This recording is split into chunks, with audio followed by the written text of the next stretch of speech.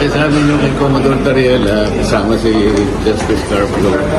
And sino ba yung professor sa'yo?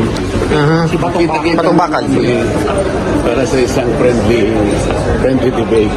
So kung matatandaan ninyo, naglabas kahapon ng debate challenge si Chinatong Rodante Marcoleta kina retired Justice Antonio Carpio, PCG spokesperson Jay Tariela at Attorney Jay Batong Bakal. Pero in reality, ginamit lang ito ni Marcoleta para makaiwas sa imbitasyon ni Tariela na bumisita sa Pag-asa Island, isa sa mga islang gustong ipamigay ng pro-China senator kung saan may mga kababayan tayong naninirahan at matapang na tumitindig laban sa mga banta ng China.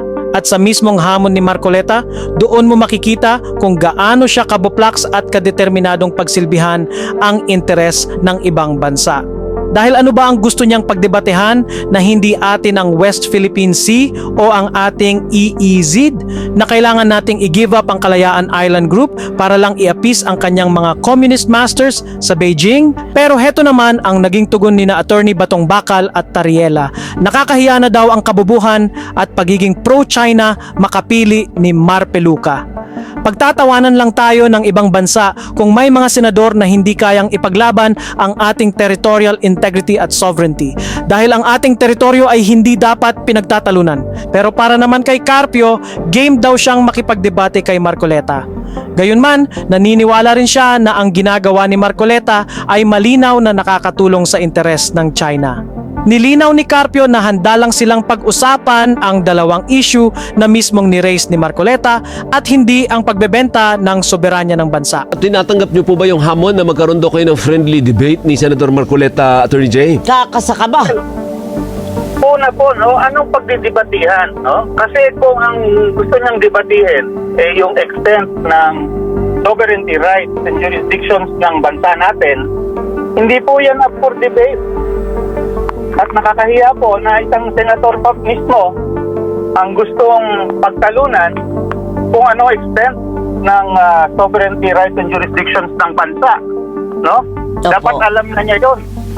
At hindi rin po tama na pinagdebatihan yan, lalo na publicly, kahit ba friendly or unfriendly. Dahil ibig sabihin ng debate, the fact na pinagdidebatihan mo yan, parang ibig sabihin na kahit kayo hindi nyo alam kung hanggang saan talaga ang sa inyo. So hindi po tama na pagdidebatihan yan. Attorney, pakibaba lang ng konti para naman sa mga kaibigan ko, mga marites. Pag sinabi mong hindi dapat ng pagdebatihan, ano ang direktamenteng implikasyon o direktamenteng point ninyo? Bakit hindi pinagdedebatihan? Kasi nga po, hindi naman niya sinabi sa akin gusto niyang debatehin. Pero so far, di ba, lagi niyang kinokontest, no? Pinagdududahan niya. Kunwari, ang West Philippine Sea, o kaya ang Kalayaan Island Group, kung sa atin nga to, no? Mga ganon. Yun yung punto ng mga pinagsasabi niya lately, di ba? So, gusto niyang debatihin kung sa atin ang West Philippine Sea, kung meron tayong West Philippine Sea, o kaya kung sa atin ang Kalayaan Island Group, kung dapat niyang i-give up o hindi. Diba? Hindi tama na pinagdidebatihan mo yan, no? Lalo na senador ka, no? Nagsumumpa ka na depensahan ang konstitusyon at batas ng Pilipinas. At dapat ang interest din ng Pilipinas ang lagi mong pinaglalaban. Kung ipuputap mo for debate yan, ibig sabihin hindi ka naniniwala o may duda ka tungkol doon sa kung anong sinumpaan mo, no? Kaya hindi po tama, hindi dapat yan dinidebate. Pagtatawanan lang tayo ng ibang bansa. Lalo na yung mga nangaagaw ng kung anong sa atin, no? Kasi sabihin nila, kayo pala, hindi nyo alam kung ano sa inyo. Di ibig sabihin niya, namin yan. Sabi nga po niya, di ba naalala ko, guni-guni lang daw po ang West Philippine Sea. Tama po ba yun, Atty.? Opo, yun yung mga ganyan nang sinasabi noon eh. No? Tapos i-give up na lang. Although sabi na naman niya, pagkatapos hindi daw niya sinabi, silang dalawa na lang kaya magdebate.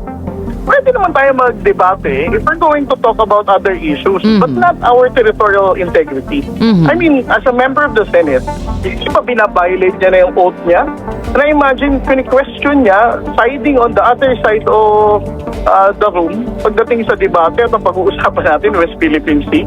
Diba? Ano ba to? Joke ba to? Mga senado natin makikidebate sa sarili nating posisyon sa West Philippine Sea. I said I'm accepting it.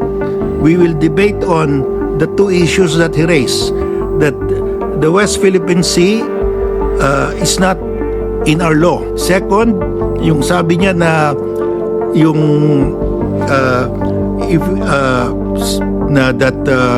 the islands in the Calayan Group are not part of the West Philippine Sea. Like Pag-asa, there are parts. Sabi niya, so sabi ko, the first issue is there a legal definition of the West Philippine Sea? Kasi yun ang sinabi niya, baliwala yan, figment of our imagination. Two, does the Philippine, if there is a legal definition, does it include islands of the Calayan Island Group that are outside the EEZ of the Philippines? Kasi sabi niya, may mga isla tayo like yung Pag-asa, that's outside our EEZ. So, paano yan? Ini-equate niya kasi yung EEZ to the West Philippine Sea. Hindi eh. So, let's clarify it.